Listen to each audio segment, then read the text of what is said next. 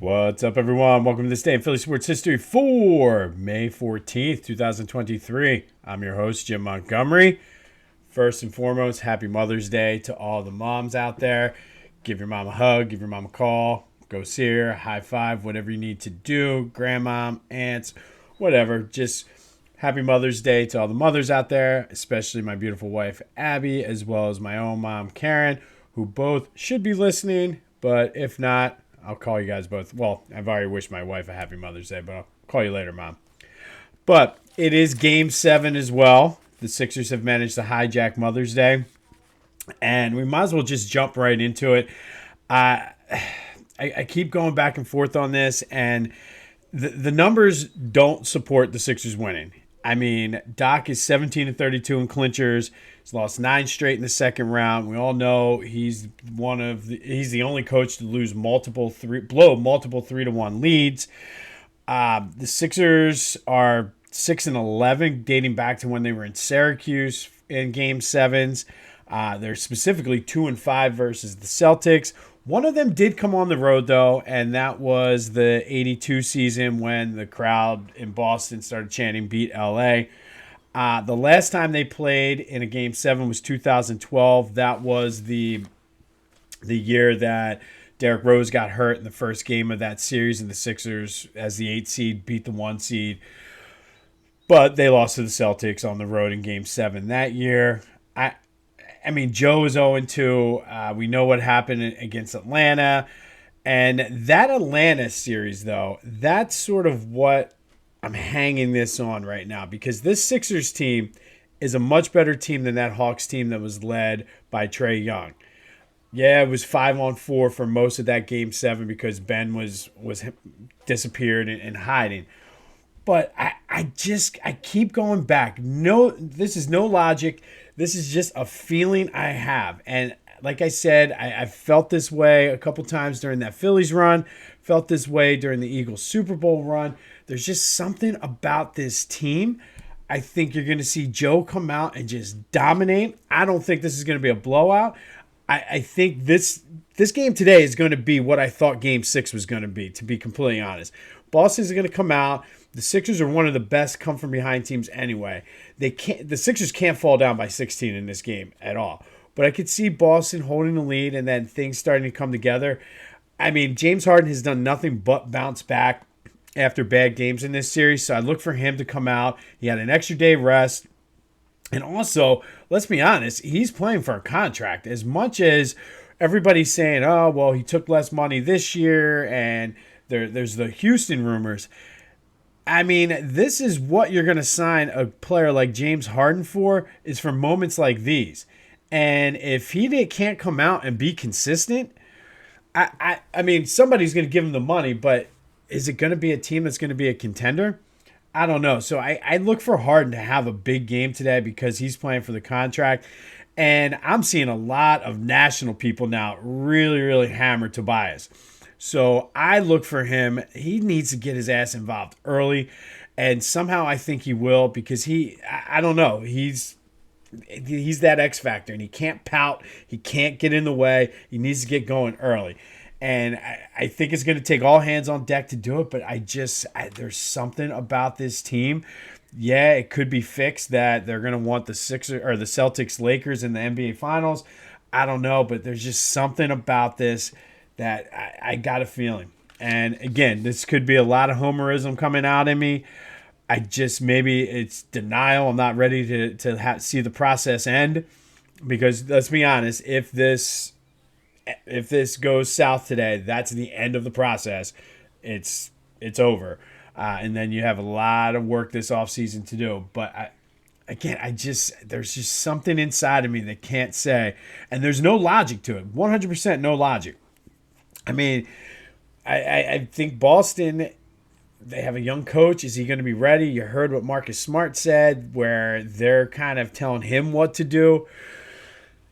I don't know. There's just those intangibles that I can't quantify, but it feels like something special. All right. Speaking of something special, go check out phillygoat.com for all your Philly sports apparel needs. They have lots of Sixers, process shirts, James Harden shirts, anything you can imagine. They have. Ring the bell. There's a ton of selection there, and listen, the Sixers are going into this as an underdog today. Check out their underdog selection as well. They have a lot of Rocky, Philly boxing, Philly versus the world type stuff. So go check out phillygoat.com. Use the promo code Jim Montgomery for 10% off your order. phillygoat.com, promo code Jim Montgomery. All right, big win for the Phils yesterday. I told you yesterday to go to Philly Goat to get the Bryce Harper shirt. He didn't disappoint. Phils jumped out on the Rockies early for 4 runs in the first, held them off, and then Harper hit a bomb in the 9th to put the game away. Ranger Suarez did not look bad. He pitched 4 innings, gave up 3 earned runs, had 4 Ks. He's, like I said, things are slowly starting to go. Oh, and by the way, don't look now. The Phils are only 5 games back right now of the Braves. So everything is starting to kind of piece and fall the Phils' way. Let's just keep it rolling. They're looking for the sweep today out in Colorado. Union won 2-1 over Colorado themselves, so they are looking good now. Starting to put it together as well. Weather's turning warmer. It's Mother's Day. Things are looking good for our teams. All right. So going with a theme today, and today we're going to go back to 2010.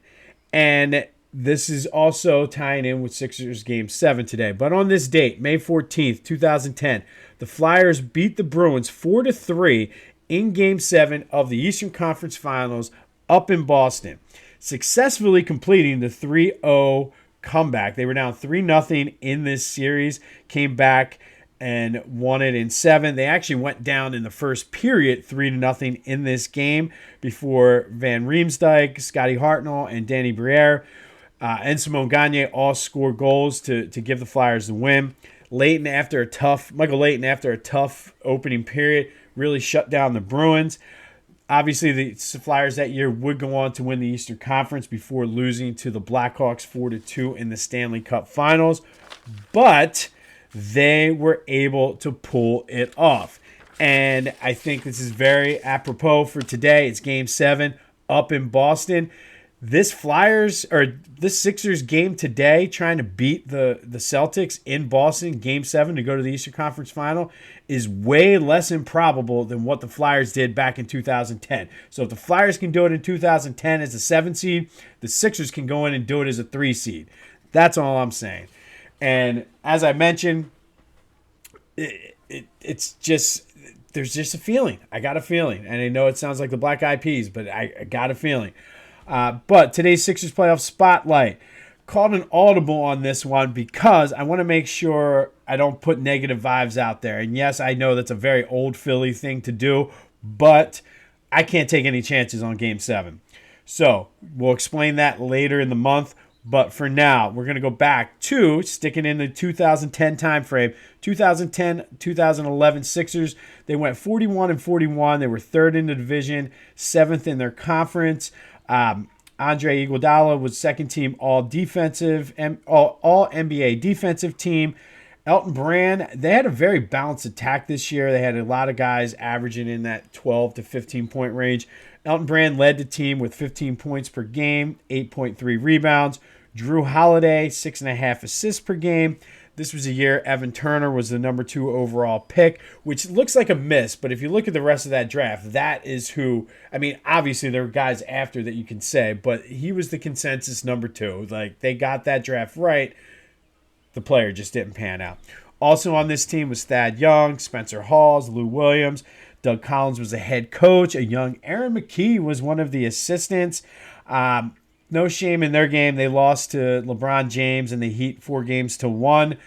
That team went to the finals and lost to Dirk Nowitzki and the Mavericks. But could we be seeing some deja vu? Could the Sixers pull off the win today and then play LeBron James in the final? Everybody's talking about Celtics-Lakers. Sixers-Lakers have a pretty decent rivalry going on as well. You never know. Just throwing out anything in the vibe or anything out there, positive vibes, just hoping something sticks. But the 2010-11 Sixers made it to the playoffs, got bounced in the first round by the Miami Heat. Again, no shame in losing to LeBron, Ray Allen, Chris Bosh. No, not Ray. Yeah, Ray Allen was on that team, and Dwayne Wade was the third star. Ray Allen was kind of a little bit older at this point. But like I said, the numbers do not support it. There is no logical reason for me to pick the Sixers, except for other than Jason Tatum for that 5-minute stretch there in the fourth quarter, the Celtics have played like absolute shit in the past 3 games.